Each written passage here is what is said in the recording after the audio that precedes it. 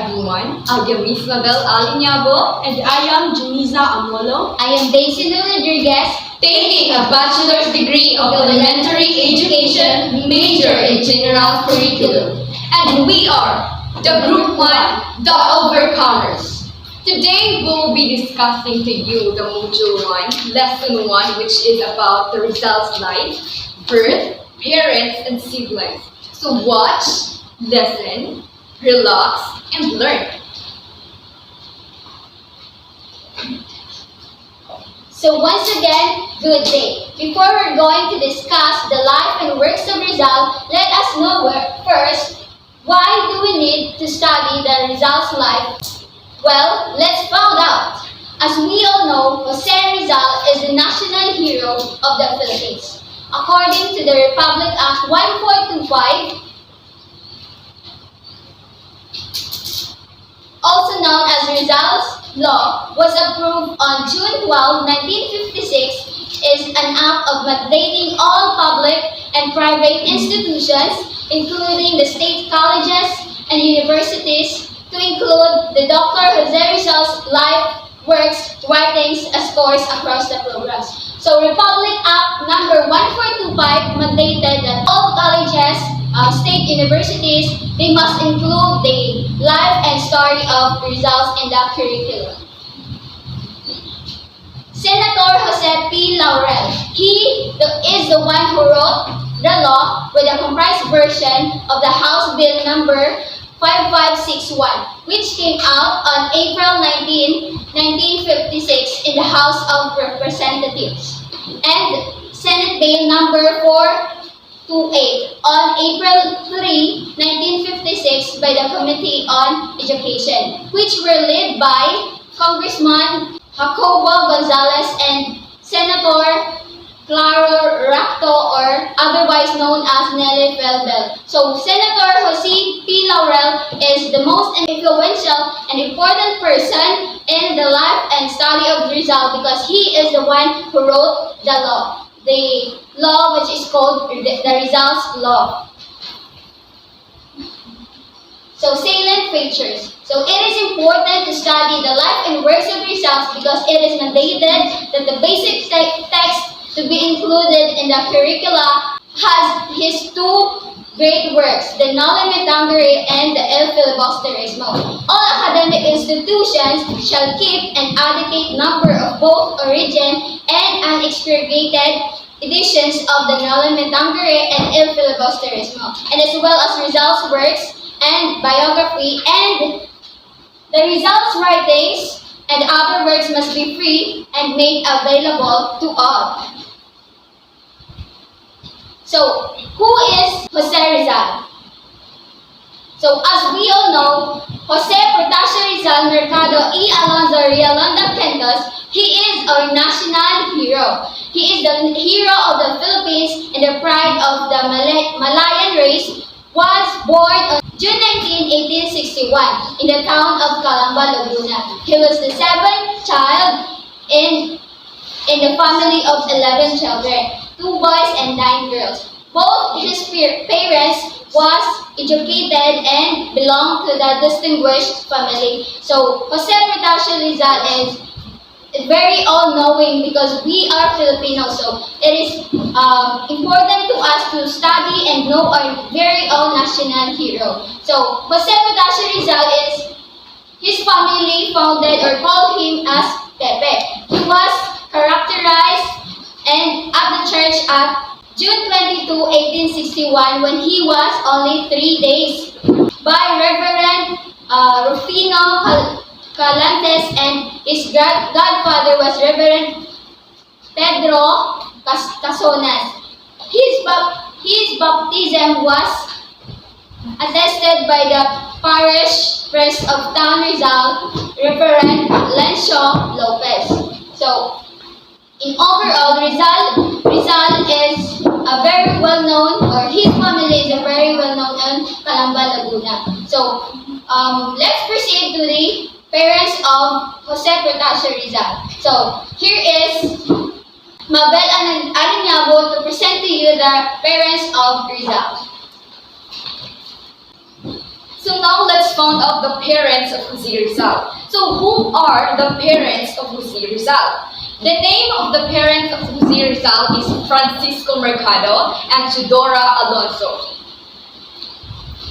Don Francisco Ignacio Rizal Mercado y Alejandra II was born on May 11, 1818 at Binyan, Laguna. He was one of the 14th generation of the Chinese immigration in the late 16th, named Domingo Blanco. He was also the tenant and also a landowner of the dominations of Calamba, Laguna. Next one is his mother. So who is his mother? It is Doña Theodora Morales Alonso Yolanda Boy Quintos. She was born in Misic, Manila on November 9, 1827. She was Martinet, devoted, well-mannered, and a diligent mother. Pepe considered her a remarkable woman. She demonstrated on how to keep families together despite the turmoil of the Spanish regime. She was also possessed business ability, a refined culture, literary giant, and the courage of a frugal woman. So now let's proceed to the siblings of Jose Rizal.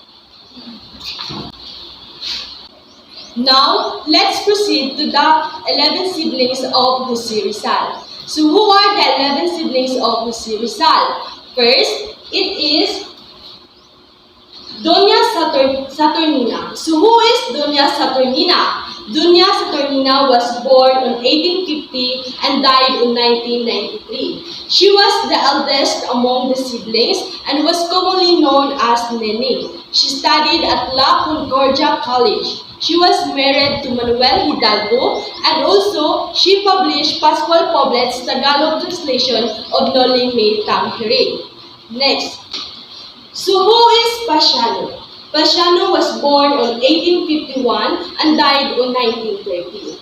He was the elder and the only brother of our national hero.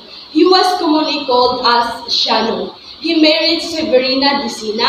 As a katipunero, he was an ardent and dynamic who later became a general of the Revolutionary Army after the death of his younger brother. But before his death, he lived a modest life as a farmer. He died at the age of 79 because of tuberculosis. Next one. Narcisa. So who is Narcisa? Narcisa was the second daughter and third child of Francisco Mercado and Chidora Alonso. And Narcisa was born in 1852 and 1939. She was called Sisa by her siblings. She was married to a teacher and musician named Antonio Lopez. Next one is Olympia. Who is Olympia? Olympia was born in 1856 and died in 1887. Olympia is the fourth child. She was called as Pia. She was married to a Silvestro Ovaldo, a telegraph operator from Manila. The next is Lucia. So who is Lucia? Lucia was born in 1857 and died in 1990. She is the fifth child. She was married to Manuel Herbosa of Calamba. Next one is Maria. So who is Maria? Maria was born in 1859 and died in 1945. So Maria is the sixth child. She was known as Bian. She married to Daniel Faustino Cruz of Binyan, Laguna. Next is the seventh child and the second brother is our national hero, Dr. Jose P. Rizal, a man with multiple professions and a brilliant who became a proficient in multiple language, or a man of intellectual power and artistic talent who sacrificed his life for our beloved country. Next is Concepcion. Who is Concepcion? Concepcion was born on 1862 and died on 1865. Conception is the eighth child. She was called as Concha. She died at the age of 3. Next is Josefa. So who is Josefa? Josefa was born on 1865 and died on 1945. Josefa is the ninth child. She was an old maid, died at the age of 80. She was called by her family as Pangoy. Next is Trinidad. So who is Trinidad? Trinidad was born in 1868 and died in 1951. Trinidad is the 10th child. She was also died an old maid at the age of 83, and she was the keeper of Rizal'S dirge mi ultimo adios. And the last one, Soledad. So who is Soledad? Soledad was born in 1870 and died in 1929. So Soledad is the youngest child, and she became a teacher and married to Pantaleon Quintero. She was known as Colleen.